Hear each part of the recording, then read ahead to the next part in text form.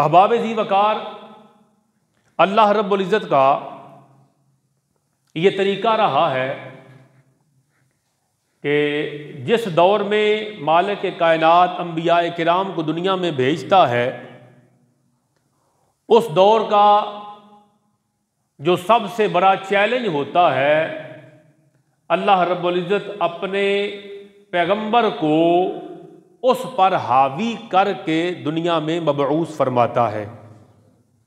उसकी वजह ये होती है कि जिन लोगों ने कलमा पढ़ के मुसलमान होना है, उन्होंने अक्ल और दिल से उस हस्ती का गुलाम बनना है।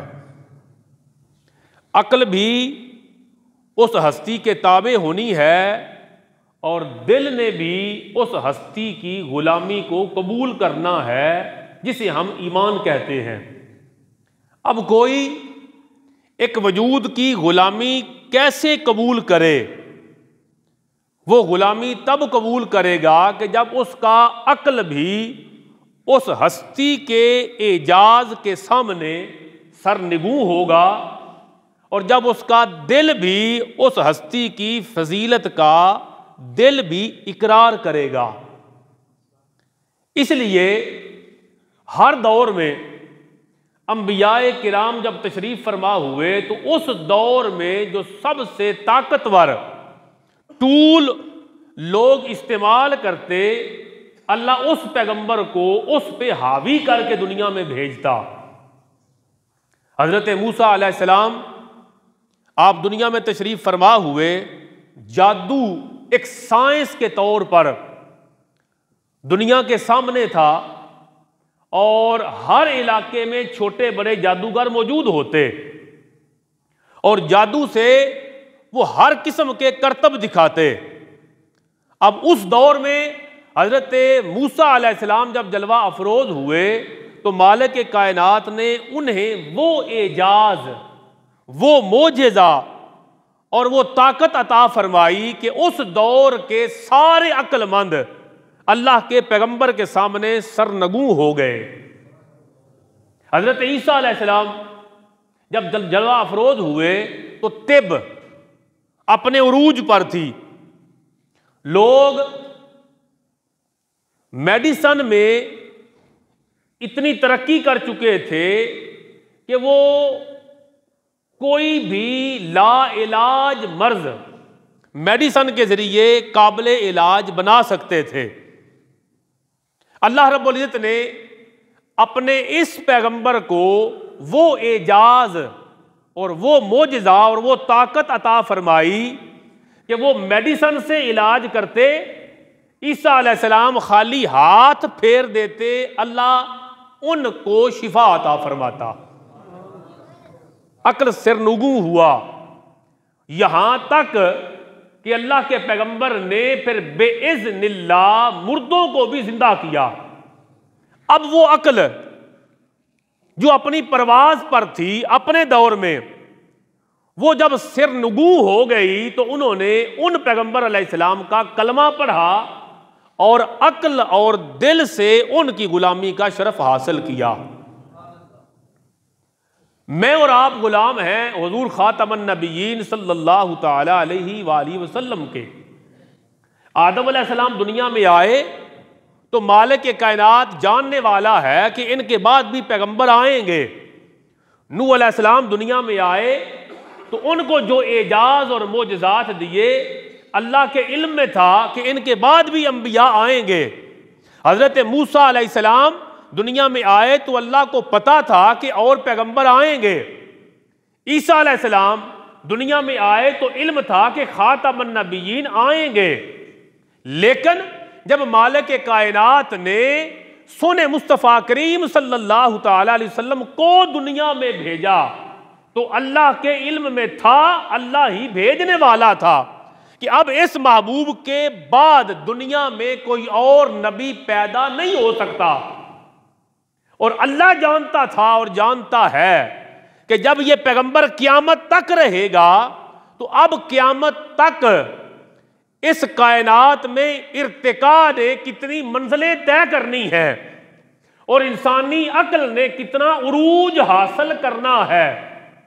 अल्लाह ही ने अक्ल पैदा किया, वो तो जानने वाला था और जानने वाला है।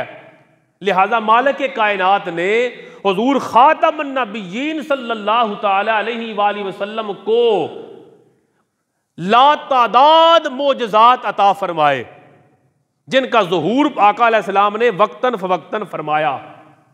लेकिन दो मोजज़े अल्लाह रब्बुल इज़्ज़त ने खातमुन नबिय्यीन सल्लल्लाहु ताला अलैहि वसल्लम हुजूर ताजदार ख़त्म नबूवत को दो मोजज़ात वो अता फरमाए कि जो क़यामत तक हमेशा जिंदा रहेंगे। आपके इल्म में है हुजूर सल्लल्लाहु ताला अलैहि वसल्लम ने चांद को दो टुकड़े कर दिया। एक मर्तबा वाक़या हुआ, हुजूर सल्लल्लाहु ताला अलैहि वसल्लम ने हाथ के इशारे से डूबा हुआ सूरज वापस असर की नमाज तक लौटा दिया। एक मर्तबा का वाक़या हुआ, आका अलैहिस्सलातु वस्सलाम ने पैगाम भेजा कि जाओ उस दरख्त को बोलो कि वो तुम्हें अल्लाह के नबी बुला रहे हैं।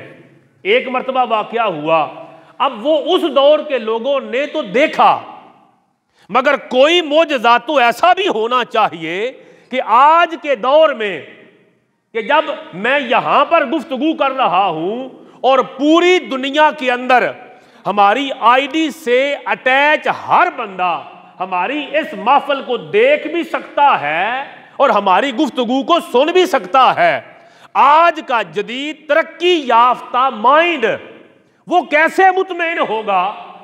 अल्लाह रब्बुल इज़्ज़त जानता था और जानने वाला है, और वही अंबिया को भेजने वाला है। मालिक कायनात ने सोने मुस्तफ़ा करीम को दो मोजज़ात वो अता फरमाए कि सारे मोजज़ात वक्ती थे, मगर वो दो मोजज़ात क़यामत तक जिंदा जावेद रहेंगे। वो दो मोजज़ात कौन से हैं? एक मोजज़ा अल्लाह के कुरान का मोजज़ा और दूसरा मोजज़ा सोहने मुस्तफ़ा पाक के मेराज का मोजज़ा। मैंने जो गुफ्तगू तरतीब दी है, इस तरीके से तरतीब दी है कि आप लोग कुछ ना कुछ मवाद, जो बच्चा 5-7 पढ़ा हुआ है वो भी कंटेंट लेके जाए, और जो पढ़े लिखे लोग हैं उनको भी मवाद मिले, किसी का आना ज़ाया ना जाए। और हमारी आईडी के जरिए पूरी दुनिया में जा रहा है। अल्लाह रब्बुल इज़्ज़त ने दो मोजज़े अपने महबूब को वो अता फरमाए जो क़यामत तक जिंदा है। वो मोजज़ा क़यामत तक जिंदा है और लोगों को दावत फिक्र दे रहा है कि अल्लाह रब्बुल इज़्ज़त ने अपने महबूब को ख़त्म नबूवत का ताज पहना के दुनिया में भेजा है। वो अल्लाह के नबी हैं। बंदा कहेगा सबूत क्या है? कहा ये रब का कुरान सोने मुस्तफ़ा पाक का जिंदा मोजज़ा मौजूद है। वो कहेंगे कैसे? कहा तूने सारा नॉलेज उठा के गूगल पे डाल दिया, अब तू इस गूगल को बोल कि वो इस कुरान की कोई एक आयत ले और उस आयत जैसी कोई आयत बनाकर दिखाए।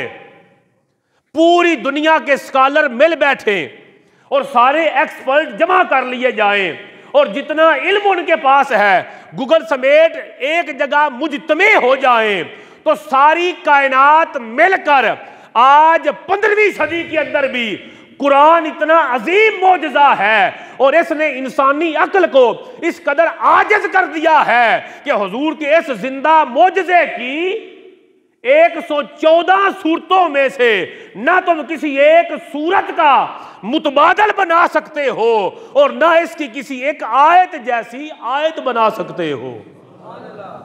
कुरान करीम ने फरमाया इन कुन तुम सादिकीन, भाई अगर तुम सच्चे हो तो ले आओ। बड़ा ओपन चैलेंज था, सच्चे हो तो ले आओ कुरान जैसा कुरान।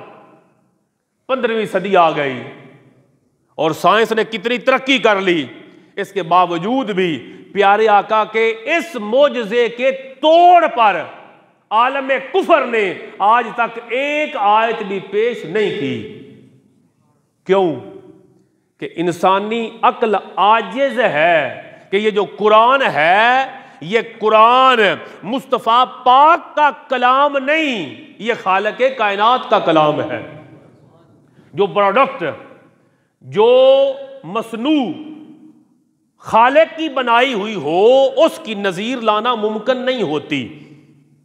जो चीज़ इंसान ने बनाई है उसकी नज़ीर मुमकिन है, खा वो लाइट और रोशनी क्यों ना हो, खा वो दुनिया की जदीद तरीन कोई चीज़ क्यों ना हो, उसकी मिसाल मुमकिन है। लेकिन जो चीज़ खालिक ने बनाई, खा वो देखने में छोटी क्यों ना हो, मच्छर क्यों ना हो, इतनी बड़ी लाइट तो हम लगा सकते हैं कि ये इंसान की बनाई हुई है, इससे बड़ी भी बनाई जा सकती है, मगर जो खालिक की बनाई हुई छोटी सी लाइट है, जुगनू, हम उस जुगनू की मिसल ला नहीं सकते। क्यों? उसूल ये है कि खालिक की बनाई हुई चीज की मिसाल मुमकिन नहीं। ये कुरान जो है ये मालिक कायनात का कलाम है, इसलिए साइंस जितनी भी तरक्की कर जाए इस कुरान की एक आयत की मिसल लाना भी मुमकिन।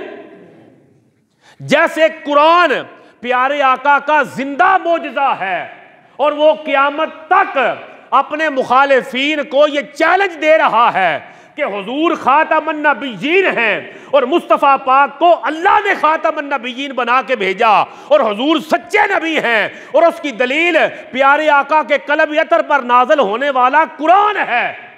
और अगर कोई चैलेंज करते हो तो जाओ इस कुरान जैसा कुरान बना के ले आओ, इसकी सूरत जैसी सूरत बना के ले आओ, इसकी आयत जैसी आयत बना के ले आओ। आज तक कोई ला न सका, ना क़यामत तक ला सकेगा। कुरान का एक चैलेंज। और दूसरा मोजज़ा वो है मेराज मुस्तफ़ा का मोजज़ा। साइंस जितनी तरक्की करती चली जाए, जितनी तरक्की कर ले, और अक्ल इंसान का जितनी परवाज कर ले, वो हुजूर सल्लल्लाहु ताला अलैहि वसल्लम के मोजज़ाए मेराज की गर्द को भी नहीं पा सकता।